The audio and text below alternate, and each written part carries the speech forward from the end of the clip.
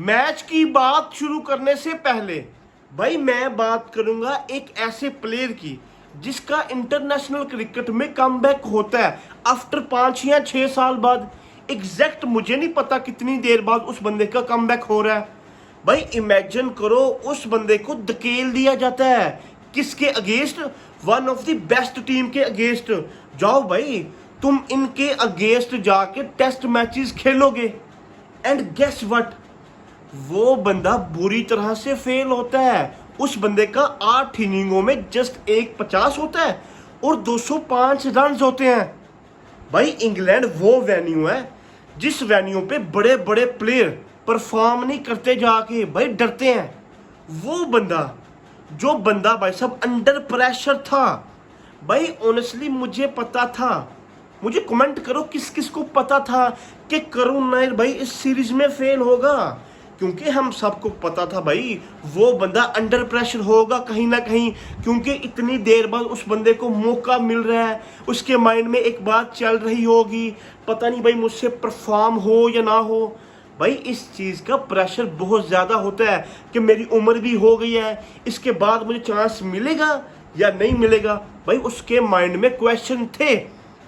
भाई ऑनेस्टली अब मैं जस्टिफाई नहीं कर रहा कि करुण नायर को किसी छोटी टीम के अगेंस्ट खिलाना चाहिए था, लाइक वेस्ट इंडीज के अगेंस्ट होम में। भाई मैं ये बात नहीं कर रहा कि उसको इंग्लैंड के अगेंस्ट नहीं मौका देना चाहिए था। भाई ठीक है, उसको देना चाहिए था, वो डिजर्व करता था, पता था वो फेल हो सकता है। भाई मेरा पॉइंट ये है कि उस बंदे को एक सीरीज में मौका दिया गया, वो बंदा बुरी तरह से ब्रूटल, उस बंदे का रेप हुआ है। उस बंदे के माइंड में बात चल रही है, वो बंदा बाहर बैठ के रो रहा था। केएल राहुल उस बंदे को दिलासा दे रहा था, भाई कुछ नहीं हुआ है ना, फिर क्या हो गया, क्रिकेट ये है। मेरा पॉइंट ये है कि उस बंदे को क्या आगे मौका मिलेगा? क्या वो बंदा आगे मौका डिजर्व करता भी है? तो भाई आंसर इज यस, वो बंदा आगे मौका डिजर्व करता है। क्योंकि अगर आप उस बंदे की परफॉर्मेंस देखते हैं ना रणजी ट्रॉफी में या डोमेस्टिक में, भाई एक्स्ट्रा ऑर्डिनरी परफॉर्मेंस है। वो बंदा रन्स बनाते हुए आ रहा है।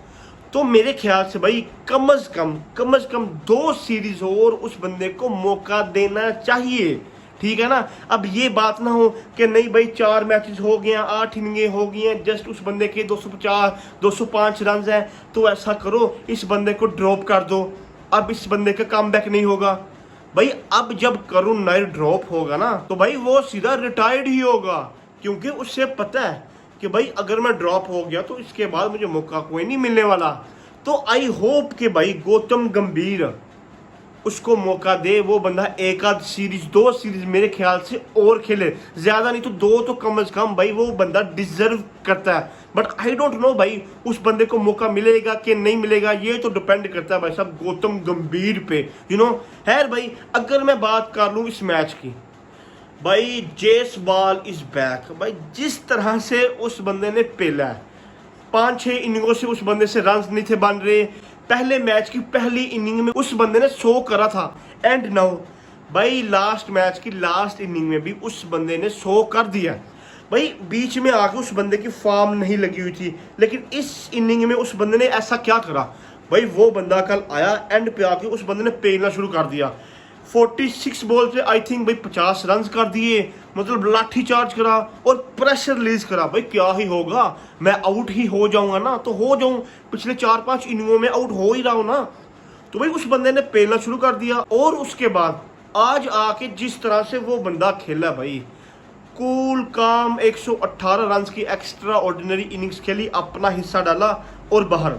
उसके बाद भाई कोई प्लेयर इतना अच्छा परफॉर्म नहीं कर सका, जो कि नीचे से आके उनके लोअर ऑर्डर के बैटर्स ने भाई जिस तरह से परफॉर्म करा है। भाई जेसवाल को रखो एक साइड पे, कैन यू बिलीव इट कि एक नाइट वॉचमैन, वो बंदा बैटिंग करने आता है, तो सबको उम्मीदें यही होती हैं, एक्सपेक्टेशंस उससे यही होती हैं कि वो बंदा आज का दिन बचाएगा जो 2-3 ओवर रह गए हैं, और कल आके पहले या दूसरे ओवर में आउट हो जाएगा, हार्डली 4-5 ओवर खेल लेगा।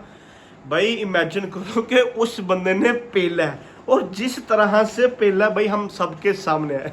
67 रन की ब्रिलियंट एक्स्ट्रा ऑर्डिनरी इनिंग्स खेली है भाई। जो प्लेयर उनके नहीं चले थे भाई, उनकी सारी कमी उस बंदे ने पूरी कर दी। और उसके बाद ध्रुव जरेल आया, उस बंदे ने भी लाठी चार्ज करना शुरू कर दिया। उनके माइंड में कहीं ना कहीं एक बात चल रही थी कि भाई एंड वाले 10, 15, 20 ओवर हमने कहीं ना कहीं जाके खिलाने हैं इंग्लैंड को, क्योंकि हमने 1-2 विकेटें उनसे लेनी है।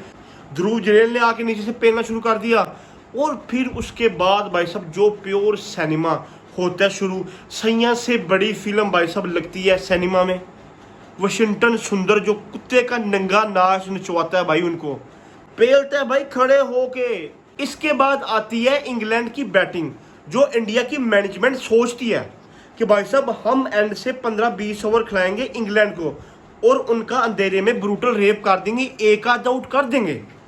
तो भाई साहब होता भी वैसे ही है। The man, the myth, the legend, the GOAT, the DSP Mohammed Siraj भाई, the man with his words भाई, वो बंदा आके जैक रोली को जिस तरह से बोल्ड करता है, कैन यू इमेजिन भाई। ये बंदा विदाउट जसप्रीत बुमराह, ये बंदा वसीम अकरम है एंड विद जसप्रीत बुमराह भाई, ये मोहम्मद सिराज ही है। अगर आपने इस बंदे से एक्स्ट्रा ऑर्डिनरी बॉलिंग करवानी है, स्पेल फेंकवाने हैं, तो भाई ग्राउंड में कहीं भी आपको जसप्रीत बुमराह नजर नहीं आना चाहिए। जब ये बंदा बॉलिंग करने आए तो भाई जसप्रीत बुमराह को छुपा दो अगर आपने इससे बॉलिंग करवानी है, क्योंकि जब जसप्रीत बुमराह खेल रहा होता है ना, तो भाई ये बंदा रिलैक्स हो जाता है कि भाई जसप्रीत बुमराह है, आई बिलीव ओनली जस्सी भाई, वो कर ही लेगा। फिर वो बंदा बॉलिंग करता है, 10-12 ओवर का स्पेल फेंकता आके, वो बंदा इंजर्ड हो जाता है। खैर भाई इसकी ज़रा हम आगे जाके बात करेंगे, लेकिन मैं ज़रा बात कर लूँ मोहम्मद सिराज की। भाई जिस तरह से ये बंदा बॉलिंग करता है, 2-3 मैचों में भाई साहब जसप्रीत बुमराह बाहर है और इस बंदे की आप बॉलिंग देख लें भाई, 10+ विकेटें हैं 2 मैचों में। और जिस मैच में भाई साहब जसप्रीत बुमराह खेल रहा है, उस मैचों में इस बंदे की बॉलिंग देख लें भाई, घंटा ये बंदा हग रहा होता है। लेकिन विदाउट जसप्रीत बुमराह भाई जिस तरह की ये बॉलिंग करता है, लीडिंग फ्रॉम द फ्रंट, इस बंदे को पता होता है भाई कहीं ना कहीं मैं ही हूँ, मेरे पे रिस्पॉन्सिबिलिटी है, मैं सीनियर हूँ भाई। अगर मैं बॉलिंग नहीं करूँगा तो फिर कौन करेगा। और ये बंदा भाई साहब बॉलिंग करता है जिस तरह से करता है, हम सब के फिर सामने ही है भाई। इतना ये बंदा भाई स्विंग कर रहा होता है बॉल भाई। अब ना इंडिया की बॉलिंग लाइनअप, जो उनके फास्ट बॉलर हैं भाई, उनकी फॉर्म तो लगी हुई है, वो परफॉर्म करके तो दे रहे हैं। और इसी तरह अगर इंग्लैंड की बैटिंग लाइनअप की बात करूं भाई, उनके प्लेयर भी फॉर्म में हैं। जो प्लेयर फॉर्म में नहीं है भाई साहब, वो हैं Harry Brook and Ollie Pope. अगर भाई इंग्लैंड ने ये मैच जीतना है, ये सीरीज जीतनी है WTC में रहने के लिए, तो भाई ये मैच जीतना पड़ेगा। अगर ये मैच हार गई तो भाई एशिज तो वैसे भी इंग्लैंड हार ही जाना है, आपने ऑस्ट्रेलिया के होम ग्राउंड में जा खेलना है। तो आप भाई ये कभी ना सोचिएगा कि आप जाएंगे ऑस्ट्रेलिया के होम ग्राउंड में, आप उनको जाके पेल देंगे, भाई नहीं, वो आपको आपके होम ग्राउंड में पेल के जाएंगे जिस तरह की आपकी टीम है। अगर इंग्लैंड ने ये मैच जीतना ना, तो भाई साहब Ollie Pope and Harry Brook को परफॉर्म करना पड़ेगा। अगर दोनों ने परफॉर्म करा तो फिर जाके भाई साहब इंग्लैंड जीतेगी। अदरवाइज भाई साहब tata bye bye, WTC again तीसरी दफा भी हाथ से गई।